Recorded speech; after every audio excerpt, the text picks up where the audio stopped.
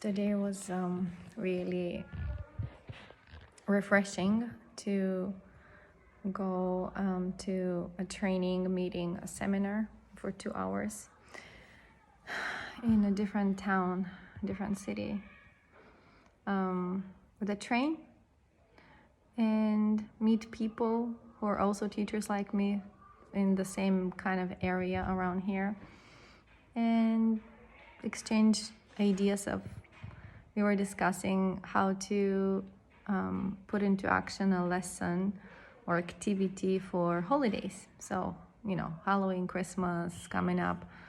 Some children or teachers are interested in Thanksgiving too. I don't know. Depends. Oh, I'm so tired. Excuse me. Sorry. But before the meeting, the training meeting, I had to go to the immigration office and get my new spouse resident card, which is good for 3 years. And I was sure I got everything except my passport. And so I'm so stupid. You don't go to immigration without your passport. That's a must. But I forgot it. So when I went there, the lady that takes your papers assures you that it's okay, don't worry, happens. So she went up there and told those guys behind those doors locked with like codes, and you cannot really pass through that door, like on the other side of the window, the screen, whatever. So she went to tell them I don't have my passport, so I didn't have another paper apparently. That I just brought one piece of paper that had apparently a list of all the things that I had to bring with me, but it's all in Japanese, so I of course I don't really know. So, and passport was one of those things on the list. So I go there and I wait, and then they say, did you get this paper? I'm like, that's all I brought. This is what I brought.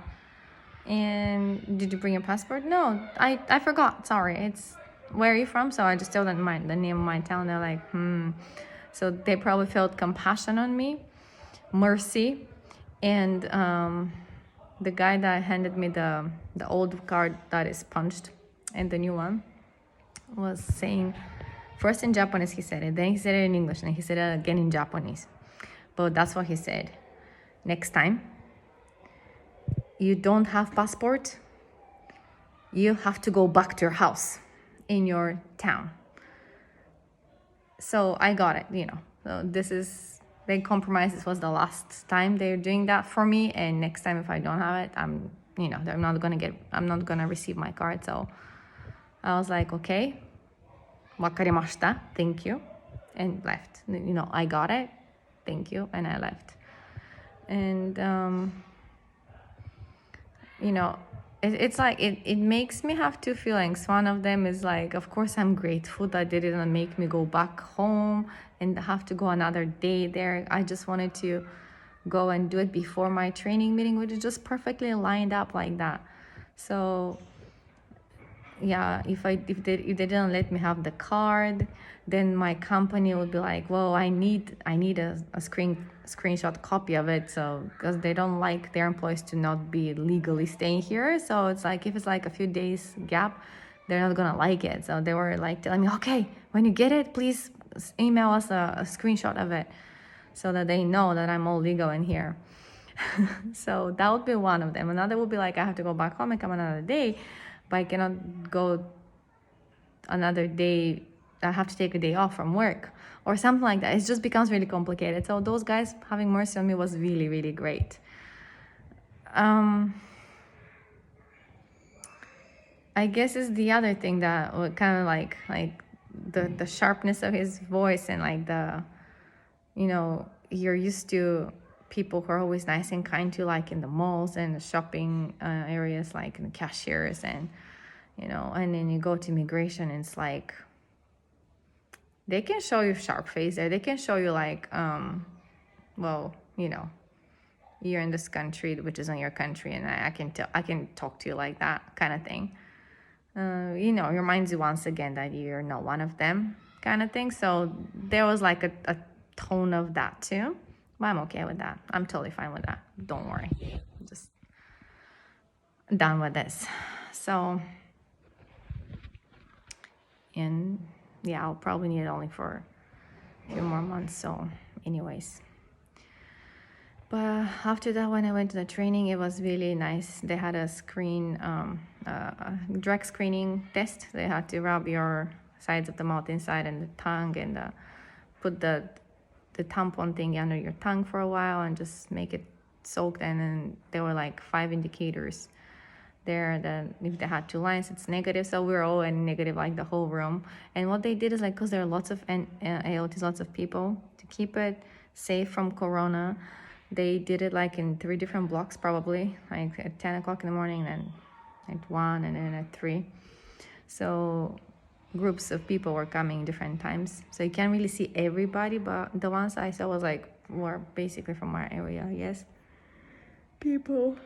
Excuse me, it was a lot of walking yesterday. Still can't recover, but it was great to see, ALT that is Chinese American, like Chinese descendants, but like American, or to see somebody from Trinidad. You don't really see people from Trinidad every day, or people that have been in so many different countries and have 2, 3 citizenships. It's like, it was amazing to me, like to meet somebody and talk to that person in the train afterwards about how to get citizenship in Australia, for example. I learned a lot from that person, and the family of that person and how they've moved and traveled around the world. It was really cool. It was refreshing. It was so fun to be in a train full of Japanese people that you don't understand what they're saying, or they're just staring at their phones, and be able to talk to somebody. I mean, really talk to somebody, ask questions, explain about you, them asking about your country. You ask them about it. It was just really, really fun. I don't know, it does something to your mental health. It's just really, really nice to talk to somebody besides your kids at home and at school, broken English people. It makes all the difference. It makes all the difference. And so you don't feel alone. It just feels like there are also those other ALTs or those other English teachers around here who struggle. They have the same like loneliness and the same, some of them. That was a funny story. So I have a torn meniscus. Okay, that word is so hard to say. So I have a torn meniscus in my left knee, and so I noticed one of the AOTs was asking. He's from a European country too, so he was asking if he could sit specifically on this corner of the desk and not the other one, because I heard the words torn meniscus, and I was like, oh my gosh. So I asked him what happened, and he said, oh, it's been on and off for 2 years, but it's okay. And the doctor just gave him like the same thing, that it's like a sticker that it has medicine, and you just apply it on your knee, and it stays there all day for 24 hours. You feel like the minty kind of scent touch on the skin. It feels good. I guess it helps the knee. I don't know, for the pain. I don't know. But the doctor told him that in 3 months it's gonna recover by itself. So in about 2-3 weeks he can start exercising again. I was like, okay, that's not what my doctor told me about my meniscus. He said I might need surgery. He's like, well, everybody's different.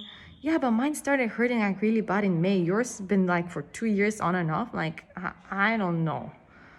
So I'm a bit concerned, because different person, yes, different case, but different doctor and different opinion. And how that guy was taking really friendly and really positive and really like lightly. He was taking like, he was like with the big supporter, the one that you just wrap around your knee and like you tape it around that. I just have the one that is like socks and tight socks on my knee, so that helps me a lot. I walk much better, and it's not as painful. If you don't have support, it's really painful. So I haven't tried. I take them when I go home, because to feel free and just to make sure there's circulation, because it's tight. It's really tight. So it leaves those lines around your leg, especially in the upper part, where it's like the big muscle is there. It's thicker than down thinner. Anyway, so I take them off and I don't sleep with them, but that guy had like the big one. Like I got one of those too, because one day it was really painful, and I just wrapped it around and put like the like really large jeans, so he cannot see it.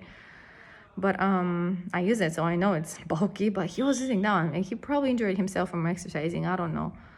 But it just, the perspective of a different person having the same issue made me think, how he's taking so positive and so like it's gonna be okay. And I'm like, because he's the guy in his family, they have like one kid in his family, and I'm like this one with 5 kids, and basically I'm not allowed to be unhealthy because I just have to keep going and keep taking care of my kids, and it's just me in the evenings anyways. So I'm scared to be sick. I'm scared to be not well. I'm scared to be disabled and limited.